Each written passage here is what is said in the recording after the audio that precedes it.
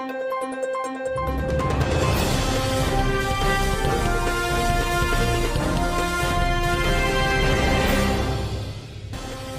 देख रहे हैं न्यूज ब्रॉडकास्ट। नमस्कार, स्वागत है आप सभी का न्यूज ब्रॉडकास्ट में। मैं पुष्पा चौधरी। तो रुक करते हैं अब तक की ताज़ा खबरों की ओर। चरणजीत चन्नी बने पंजाब के पहले दलित मुख्यमंत्री। पूर्व सीएम कैप्टन अमरिंदर सिंह ने भेजे बधाई संदेश। जहां विधायक चरणजीत सिंह चन्नी पंजाब के अगले सीएम होंगे, तो वहीं पंजाब प्रभारी हरीश रावत ने ट्वीट कर इस बात की जानकारी दी। चन्नी पंजाब के पहले दलित सिख सीएम होंगे। इससे पहले उन्हें विधायक दल का नेता भी चुना गया। तो वहीं दूसरी तरफ पूरे दिन नवजोत सिंह सिद्धू के नजदीकी सुखजिंदर रंधावा के सीएम बनाने की चर्चा जोरों पर रही, लेकिन शाम होते ही रंधावा के नाम पर विरोध उठा तो हाईकमान ने चन्नी को प्रदेश के बागडोर सौंपने का निर्णय ले लिया। पूर्व मुख्यमंत्री कैप्टन अमरिंदर सिंह ने चरणजीत सिंह चन्नी को शुभकामनाएं दी। उन्होंने ट्वीट किया कि मुझे उम्मीद है कि चन्नी पंजाब को सुरक्षित रखने और सीमा पार से बढ़ते सुरक्षा खतरे से हमारे लोगों की रक्षा करने में सक्षम है। दिल्ली में बिना प्रदूषण सर्टिफिकेट के चलाई गाड़ी तो रद्द हो जाएगा ड्राइविंग लाइसेंस। भरना पड़ सकता है 10,000 तक का जुर्माना। जी हां, राष्ट्रीय राजधानी में प्रदूषण को कम करने के दिल्ली सरकार ने कड़े कदम उठाए हैं। दिल्ली ने वैध प्रदूषण नियंत्रण यानी कि PUC सर्टिफिकेट के बिना गाड़ी चलाने पर ड्राइविंग लाइसेंस रद्द हो सकता है। दिल्ली सरकार के परिवहन विभाग ने कहा कि वैध PUC सर्टिफिकेट के बिना पकड़े जाने पर लाइसेंस रद्द और वाहन मालिकों के खिलाफ दंडात्मक कार्यवाही की जाएगी।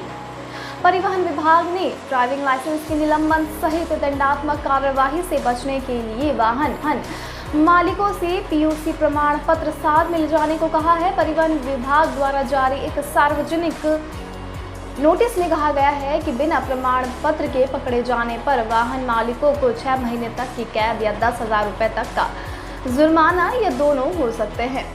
3 महीने के ड्राइविंग लाइसेंस भी रद्द किया जाएगा। CDS का पद संभालने के 21 महीने बाद अपने पहले विदेश दौरे पर रूस अमेरिका जाएंगे जनरल विपिन रावत। जी हां, विपिन रावत CDS जनरल का पदभार संभालने के करीब 2 साल बाद अपने पहले विदेश दौरे पर जाएंगे। अपने पहले विदेश दौरे पर वे रूस और अमेरिका पहुंचेंगे। जनरल रावत ने 31 दिसंबर 2019 को CDS का पद संभाला था। इसके बाद से ही उन्हें लगातार विदेश से कार्यक्रम के न्योते मिलते रहे, लेकिन भारत में रक्षा बलों को मजबूत बनाने के कार्य भार के चलते वे लगातार इन्हें टालते रहे। शंघाई सहयोग समझौते यानी कि SCO के सदस्य देशों के बीच CDS रैंक के अफसरों की एक कॉन्फ्रेंस है। चीन और पाकिस्तान भी इसका हिस्सा है। बताया गया है कि CDS इसमें क्षेत्रीय सुरक्षा के मुद्दों के साथ अफगानिस्तान पर भी चर्चा करेंगे। इसके अलावा वे रूस में SCO शांति अभियानों के लिए किए जा रहे युद्ध अभ्यासों को भी देखेंगे। विदेश मंत्री S जयशंकर ने सऊदी अरब के अपने समक्ष से की मुलाकात। अफगानिस्तान के मुद्दे पर हुई बड़ी चर्चा। जी हां, सऊदी अरब के विदेश मंत्री प्रिंस फैसल बिन फरहान अल सऊद 3 दिन के भारत दौरे पर है। इसी दरमियान विदेश मंत्री S जयशंकर और प्रिंस फैसल बिन फरमान के बीच बैठक हुई। दोनों विदेश मंत्रियों के बीच इस मुलाकात में अफगानिस्तान के हालात पर भी चर्चा हुई। विदेश मंत्रालय की तरफ से दी गई जानकारी के अनुसार प्रिंस फैसल सऊद 20 सितंबर को न्यूयॉर्क के लिए रवाना होंगे, लेकिन इससे पहले वह PM मोदी से मुलाकात करेंगे और विदेश मंत्री के साथ बातचीत में अफगानिस्तान के अलावा सऊदी अरब के लिए सीधी उड़ानों को फिर से शुरू करने पर भी चर्चा हुई है।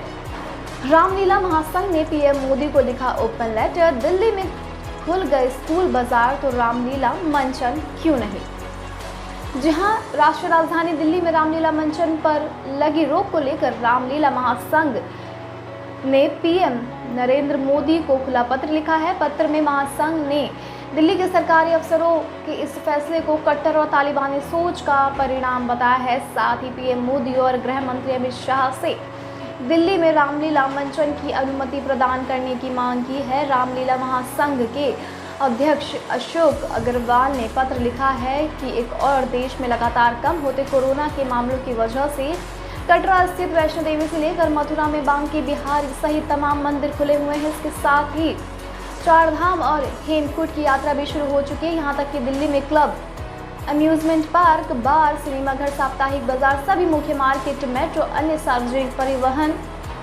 स्कूल सब खुल चुके हैं, लेकिन यहाँ के सभी मंदिर आम जनता के लिए बंद पड़े हैं और अब बंगला साहिब गुरुद्वारा भी बंद कर दिया गया। गणेश प्रतिमा विसर्जन के दौरान 5 लोग डूबे, महिला का शव बरामद, 4 हुए लापता। जी हाँ, यूपी के बाराबंकी में गणेश प्रतिमा विसर्जन के दौरान एक बड़ा हादसा हो गया। यहाँ गणेश प्रतिमा विसर्जन करते समय 2 लोग कल्याणी नदी में डूब गए। इनके डूबने से इलाके में हड़कंप मच गया है। तो वहीं सूचना पाकर मौके पर पहुंची पुलिस ने गोताखोरों की मदद से 5 की तलाश शुरू करवा दी है। डूबने वालों में से एक महिला और 4 पुरुष शामिल है। महिला का शव बरामद कर लिया गया है, लेकिन अभी तक बाकी 4 लोग लापता है। राजस्थान कांग्रेस में संकट का माहौल, सीएम अशोक गहलोत के ओएसडी लोकेश शर्मा ने दिया इस्तीफा। जहां राजस्थान के सीएम अशोक गहलोत के ओएसडी लोकेश शर्मा की ओर से किए गए ट्वीट पर प्रदेश कांग्रेस की राजनीति गर्मा गई है। इस ट्वीट को पार्टी हाईकमान पर तंज कसने वाला माना गया है। गहलोत के ओएसडी के इस ट्वीट के सोशल मीडिया में आरोपों से घिरने और सुर्खियों में आने के बाद लोकेश शर्मा ने अपना इस्तीफा दे दिया है।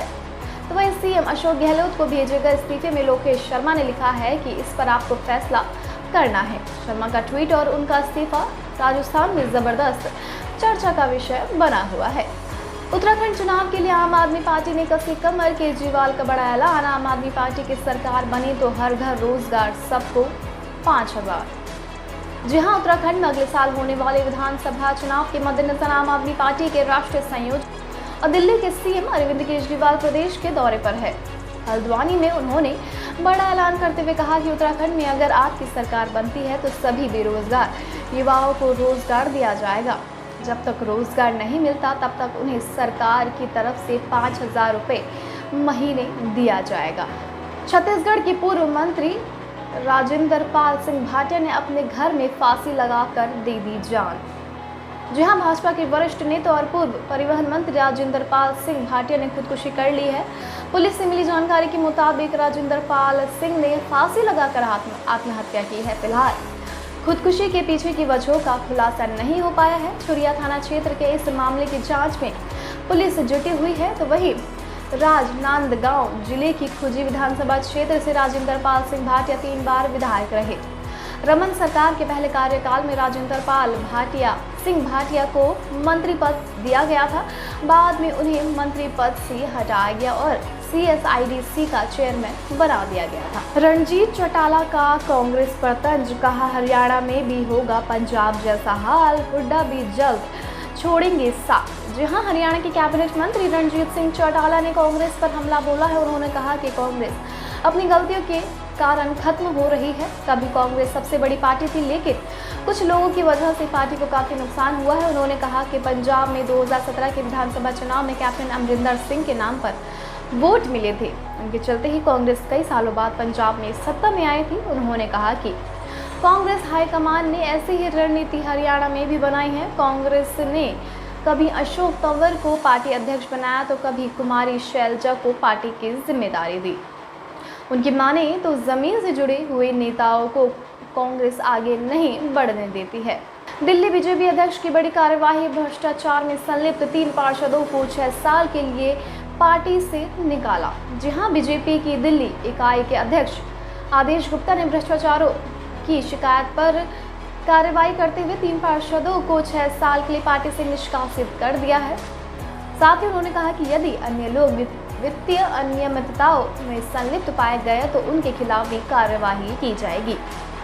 राष्ट्रीय राजधानी में अगले साल नगर निगम के चुनाव होने हैं, उससे पहले ये कार्यवाही की गई है, जिसे गुप्ता ने भाजपा की भ्रष्टाचार के खिलाफ जीरो टॉलरेंस की नीति का हिस्सा करार दिया है। भाजपा नेता आप में शामिल, बीजेपी बोली भ्रष्टाचार में निकाले गए नेताओं को अपना रही है आप। जी हाँ, भाजपा के पूर्व नेता अनिल कुमार झा और पूजा मदान आम आदमी पार्टी में शामिल हो गए हैं। आपने उनका स्वागत किया और इसे दिल्ली सरकार की नीतियों की जीत बताया है। पार्टी ने कहा कि दिल्ली सरकार के आम आदमी के लिए किए जा रहे कार्यों से प्रभावित होकर भाजपा और कांग्रेस कार्यकर्ता तेजी से आपका दामन थाम रहे हैं। पार्टी को उम्मीद है कि शीघ्र ही अन्य ढेर नेता भी पार्टी के साथ आ जाएंगे। हालांकि भाजपा ने कहा कि इन नेताओं को भ्रष्टाचार के आरोप में पार्टी से बाहर कर दिया गया था। अब आम आदमी पार्टी ऐसे भ्रष्ट नेताओं को अपनाकर अपना जीत बता रही है। मुंबई में धूमधाम से हुई बप्पा की विदाई।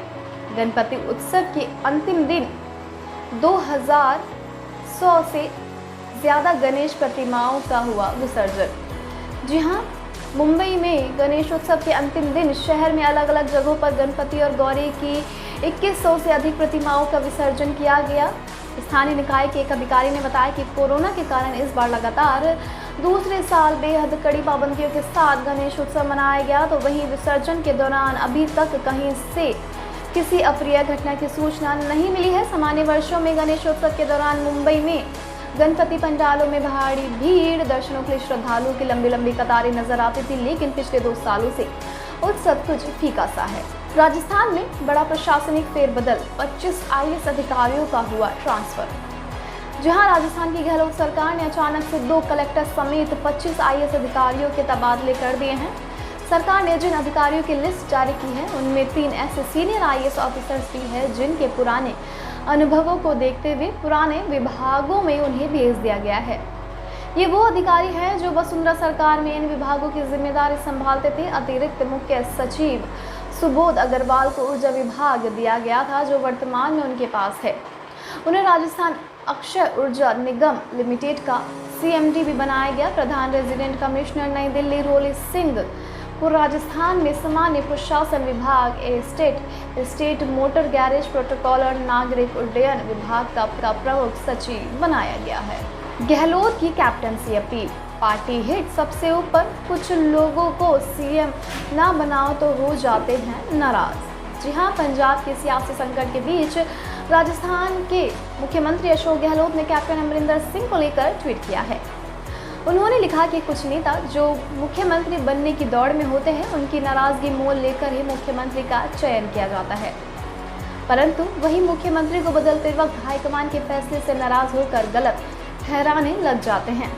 ऐसे क्षणों में अपनी अंतरात्मा को सुनना चाहिए। बता दें कि राजस्थान के CM अशोक गहलोत का ट्वीट ऐसे समय पर आया है जब पंजाब के CM कैप्टन अमरिंदर सिंह ने अपने पद से इस्तीफा दे दिया है। तो वहीं देर रात खुद CM गहलोत के OSD लोकेश शर्मा ने भी पंजाब संकट के चलते अपना त्यागपत्र उन्हें सौंप दिया है। अब तक ले बस इतना ही। देश दुनिया से जुड़ी तमाम अपडेट जानने के लिए हमारे चैनल को आज ही सब्सक्राइब करें। इस वीडियो को लाइक एंड शेयर करना बिल्कुल भी ना भूलें।